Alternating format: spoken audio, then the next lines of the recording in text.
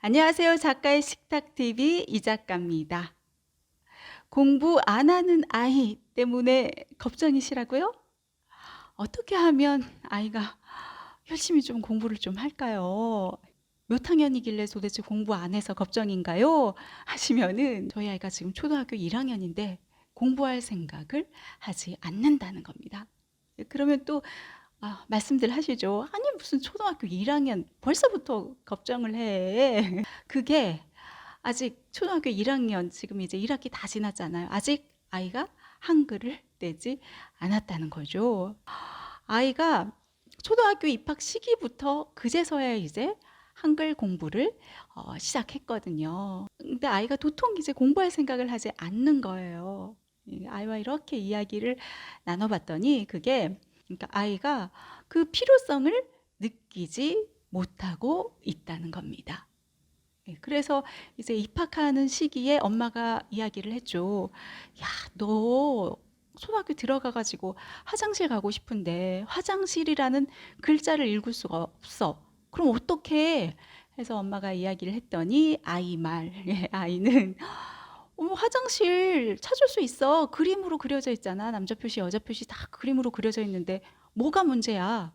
그리고 화장실 모르면은 선생님께 여쭤봐서 화장실 어디예요? 하면은 친절히 가르쳐 주시잖아. 그러면 되는 거 아니야? 이런 식으로 답변을 하더라는 겁니다. 예, 그야말로 이제 필요성을 느끼지 못하는 거죠. 그래서 또 엄마는 또 이야기를 합니다.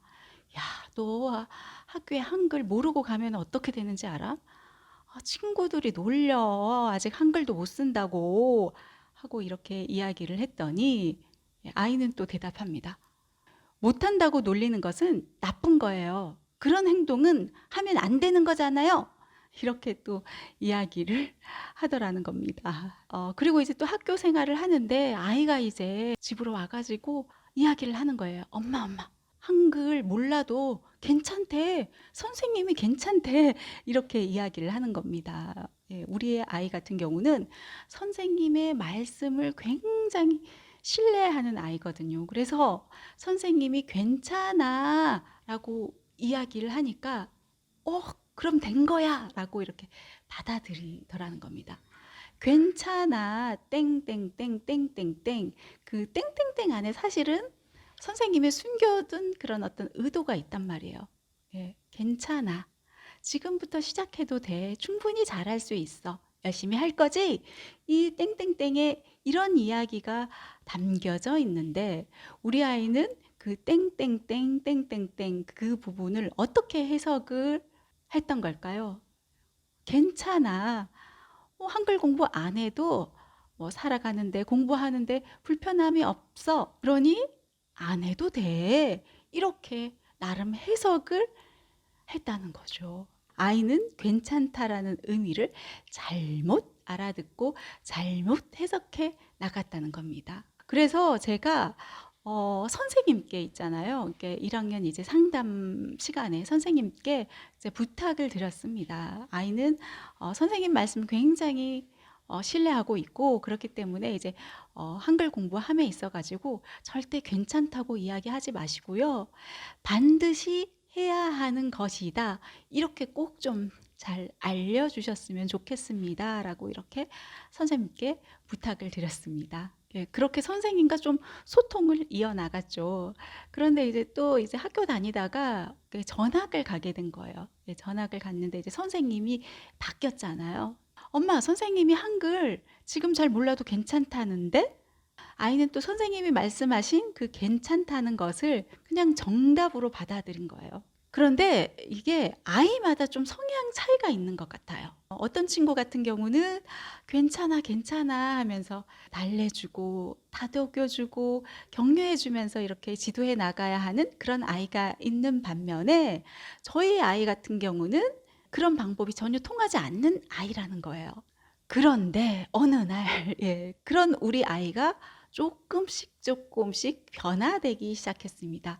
그 커다란 계기가 되는 일이 있었는데요.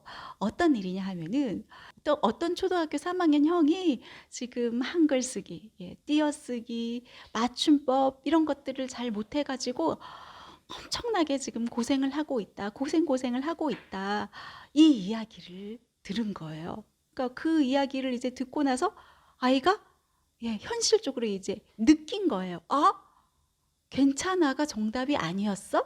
그렇게 느끼더니만 아이가 엄마에게 이렇게 이야기를 하는 겁니다. "엄마 나 안 되겠어요. 저 한글 떼게 좀 도와주세요." 이렇게 아이 스스로가 이야기를 하더라는 거예요. '괜찮은 게 아니었네.'라는 것을 실제 이제 주변의 어떤 이야기를 통해서 깨닫게 된 거죠. '아 어쩌면 이런 좀 충격 요법 같은 게 필요할 때도 있구나.'라는 거를 저는 좀 알게 됐다고나 할까요? 이게 성향에 따라 다르죠. 충격 요법이 중요하다고 해서 '아 너 왜 그것도 못해? 아 누구는 이렇게 이렇게 한다더라. 넌 그것도 못해? 넌 왜 그렇게 못하는데? 야 공부 좀 해라. 공부 좀 해. 하루 종일 TV나 봐?' 이런 식의 어떤 이야기는 아니라는 거예요. 많은 또 분들이 이야기하잖아요. 이런 어떤 이야기들로 인해 가지고 아이가 어떤 공부에 대한 상처가 생기고 공부 정서를 망치게 되는 경우가 있다. 피해야 되겠죠, 이런 식의 화법은. 하지만 아이에게 좀 어떤 현실적으로 스스로 깨닫게 하는 그런 어떤 이야기들 이렇게 전달해 주면은 이게 또 때로는 이제 도움이 되기도 하다라는 겁니다. 이게 전체가 다 통한다는 게 아니라 저희 아이 같은 어떤 특성을 가진 아이의 경우에 해당이 되겠죠. 저희 아이 같은 경우는 어떤 성향을 가지고 있냐 하면은요. 굉장히 긍정적이에요. 그리고 자존감이 굉장히 강합니다. 그리고 자기 주장도 강해요. 뭐 주눅 들거나 기죽거나 이런 일이 없어요.